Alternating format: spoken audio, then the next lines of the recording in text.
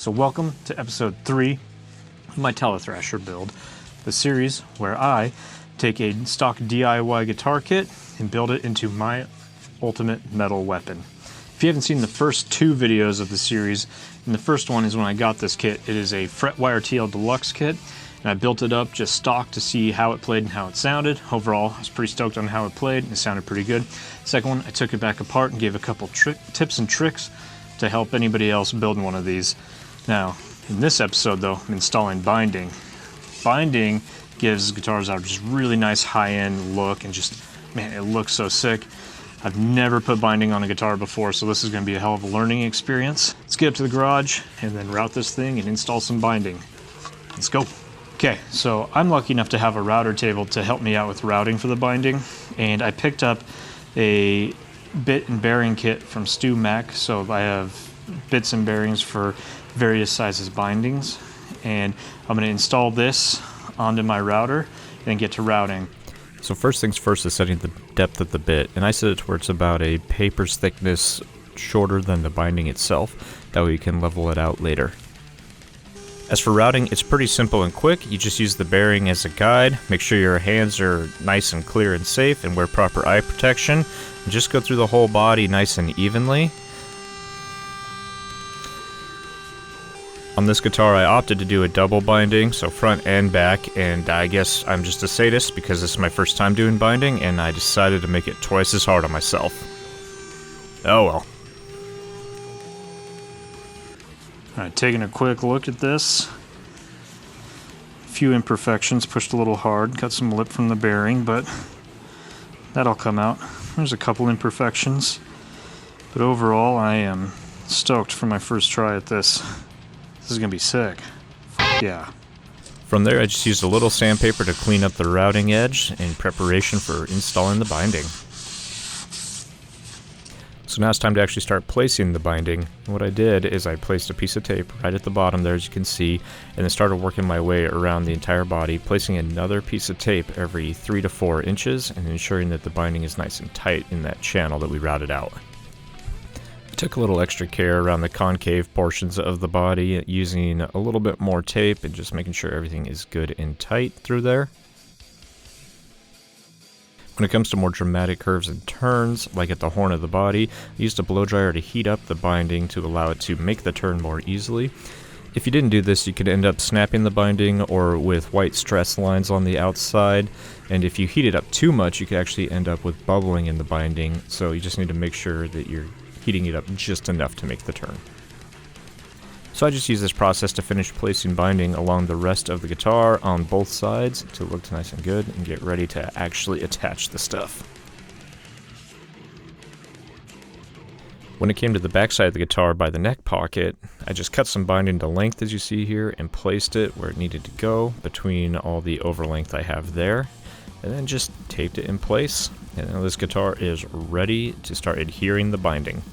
So now it's time to adhere the binding, and you can get binding specific glue, or another popular method is using acetone, which will just essentially melt the binding and melt it into the guitar body. I opted for the acetone method. What I'm doing is lifting a piece of tape and using a drip bottle full of acetone, I'm pouring acetone between the binding and the wood and then retaping it. If I were to do this over again though, I would not lift the tape, I would just allow the acetone to seep throughout the guitar body. It's runny enough that it makes it through even where the tape is placed. And that would alleviate some headaches where once you lift the tape, put the acetone in, the tape doesn't re-adhere and you have to get more tape. And it's not a big deal, but it's just kind of annoying to deal with. As I worked my way around the guitar body, if there's any places where the binding wasn't really tight against the body, I would just place the acetone and then physically hold it in place until it adhered a little bit and I could take my hands away and replace with tape, and it created a nice tight joint. Unfortunately I didn't get this on camera, but all you do is place acetone between the joints here at the back by the neck pocket and let that settle, and it'll melt itself into one piece. It's pretty slick. So here it is with the tape removed, and as you can see I did kind of a messy job here, and there's a lot of places where it's going to need cleaned up, but overall it turned out pretty well. So I just need to clean up that neck pocket a little bit and get into the garage and start sanding this sucker down. So remember when I said I set the router bit depth about a paper thickness shorter than the binding itself? allows for this process here where you can actually sand the binding down to the level of the guitar body and clean up a lot of that mess that I made when I used the acetone.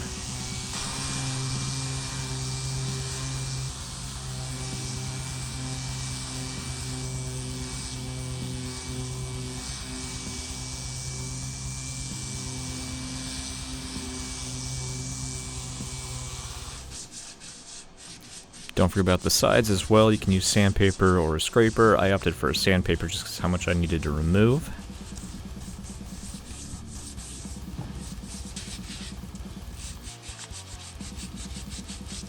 And then it's time to do a little bit of fine tuning on the binding work. So I cut up some little pieces of binding, as you see here, placed them into a bowl like so, and then filled that bowl up with acetone, allowing those little bits to melt a bit and create a nice filler material for the next step. I then did a quick inspection of the body and looked for any areas where the binding in the body had some separation and used that filler material to fill it in. And then I left this a little bit high so it could sand it down nice and level later on, and I did this throughout all different areas of the body where it needed addressed.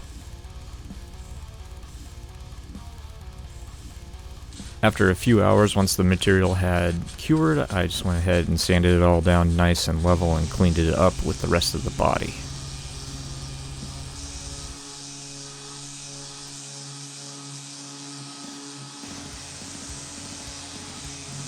Something you may notice with sanding the binding is that it makes it really dull and scratched up. So you can take a scraper or a razor blade like I'm doing here and just kind of pull off a nice fine layer of that binding to refresh it and bring it back to its nice shiny liveliness. I'm only doing a small section here as an example because I still have some fine sanding and preparation I'd like to do before I apply a finish coat to this guitar body. And there you go. The binding is installed and looking pretty good. So now, let's just admire it a little.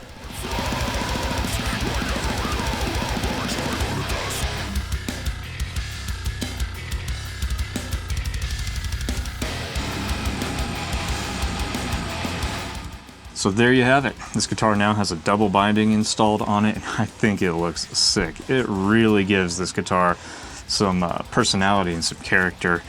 And the overall process really wasn't as difficult or as bad as I thought it was going to be. And overall, I thought that it was pretty therapeutic to do. And I'm excited. I think it looks good.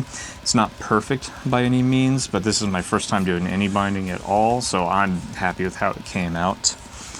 And I hope that you found this video helpful or enjoyable, entertaining, what may be it. And if you have any tips when it comes to installing binding, throw them down in the comments. That way I can learn some more about it, and anybody else who's watching the video can as well. I cannot wait to finish up this guitar, which is going to bring me to the next step where I'm going to drill it for a string through bridge, and then we can get on to finishing the body and everything. So I hope you continue to follow me along this process of building this TeleThrasher. And if you haven't yet, consider subscribing to the channel so you don't miss more of these guitar build videos. Anyway, again, as always, thank you so much for watching. Let's end this the right way with some other metal.